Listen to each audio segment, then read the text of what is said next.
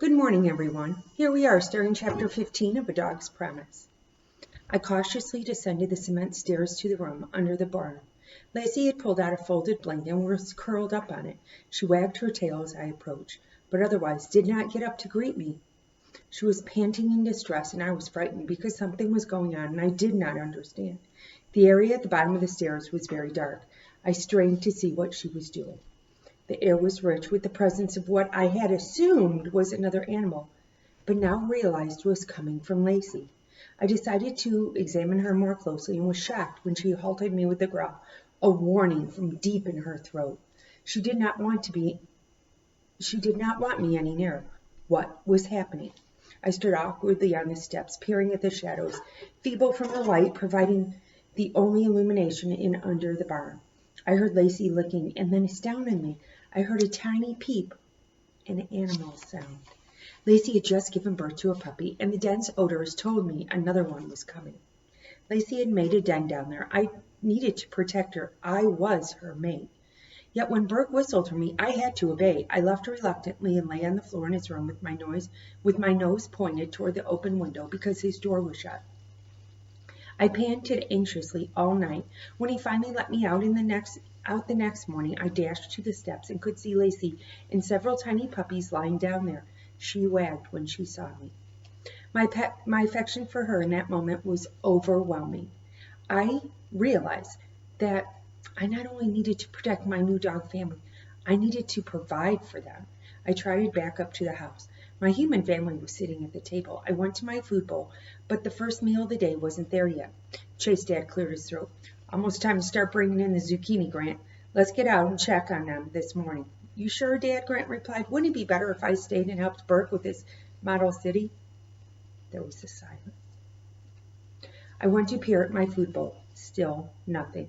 Grant, you're just going to have to get glad in the same clothes you got mad in, Chase Dad said, because I'm going to need you out there every minute. And even when I think there's some of it's going to wind up rotty. Used to be we'd have 100 migrant workers coming up and help with the harvest, but not anymore. I returned to my bowl, picked it up, took it to Burke's chair, and dropped it at his feet, where it clattered. Burke laughed. You hungry, Cooper? I stared at him expectantly until he wheeled to fill my bowl. My dinner came from an open bag on the floor. I could stick my head in the bag, but I understood that was bad dog behavior, did my best to ignore its wonderful odors.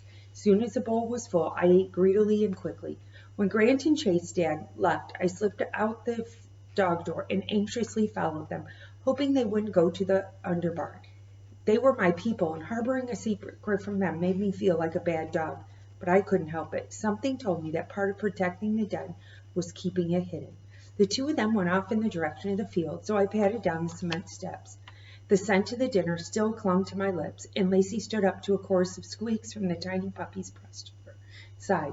She nosed me, and I held still, letting her inspect me.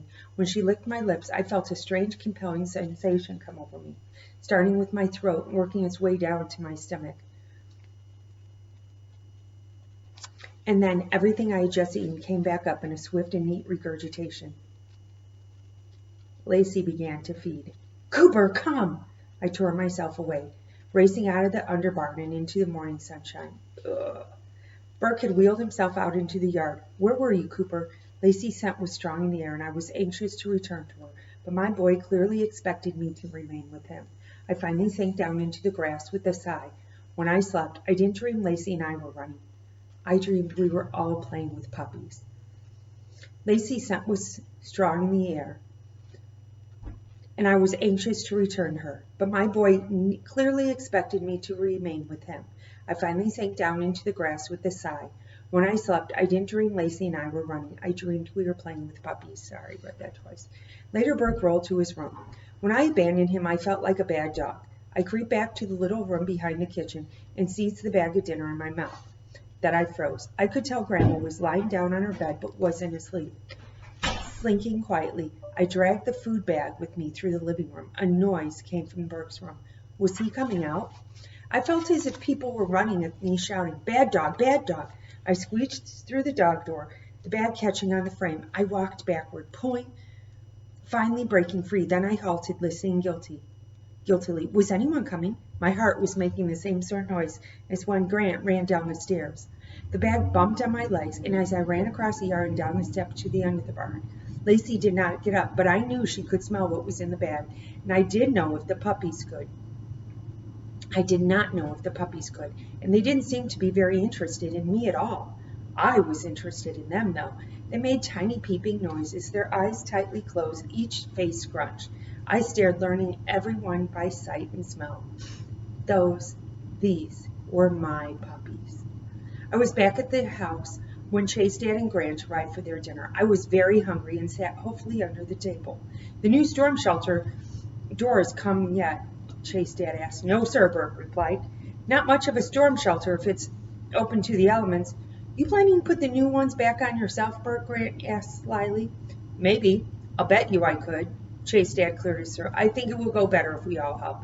The new ones are steel and probably weigh a ton. We'll never have to replace them again.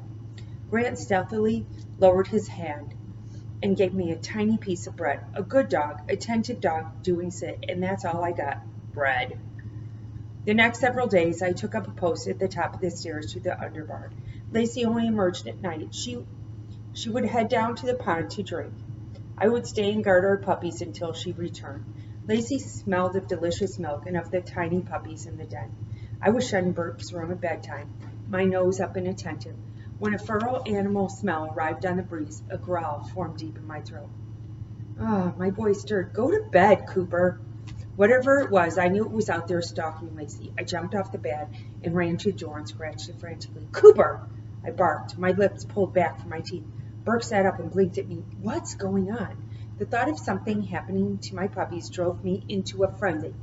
I wasn't just scratching the door now. I was pounding it. Hey! Burke shouted. He swung into his chair, rolled to the door, and opened it. And I shoved past him, raced across the living room, burst through the dog door. I instantly spotting the creature I had smelled. A low, fierce-looking animal with pointed ears. It was the size of a small dog and had canine-like features. Lights popped on above the porch, flaring out into the yard. The predator saw me and froze, and I did not hesitate. I ran right at it. Cooper! It was fast, too fast for me to catch. I bounded after it, but soon lost track when it fled into the woods. My boy was calling, and I reluctantly returned to him. Chase's dad was standing with him. You saw the fox? Chase's dad asked. Yeah, Cooper chased him up. Chase's dad petted me. Good dog, Cooper. My boy called me to go to bed. I went down the ramp and sat in the yard, watching warily for the predator to return. Bert came out and regarded me from the porch. What are you doing, Cooper? I heard my name and felt like a bad dog, but I would not leave my post. After a moment, Bert said, All right, he said.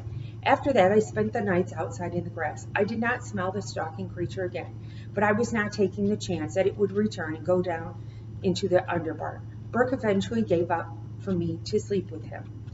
calling for me to sleep with him. He just wants a piece of that fox, Grant observed. We better hope it doesn't come back, Chase's dad replies. Oh, I think Cooper could handle it, Burke said. Right, but not without some vet bills on the other side of the fight. One evening, Grant and my boy left in Grant's truck without taking me. It's okay, Cooper, Grandma said. They're just going to pick up Burke's girlfriend. I did not know what she was saying to me, so I went out to lie at the top of the stairs to the underbarn. When the boys returned, I parked. Wenling was with them. I sat under Wenling's chair at dinner, both to be friendly and to give her suggestive nudges with my nose. I was delighted when she figured out I was a good dog who deserved little pieces of meat, which I gently lifted from her hands. I knew dinner was over when Burke pushed himself back from the table. Hey, you want to go for a walk? Walk! I trotted ahead of Burke and Wenling as they slowly strolled along the path. I glanced up ahead at the open hole to the barn door. Lacey Scent told me she was down there taking care of our puppies. So you said maybe you'd have your operation this year, Wenling asked. I guess not, Burke said. I'm still growing, which normally should be good news, but not this time. It's not like I'm trying out for basketball. I just want to get it done, you know. If it's not going to work, okay, but at least I'll know.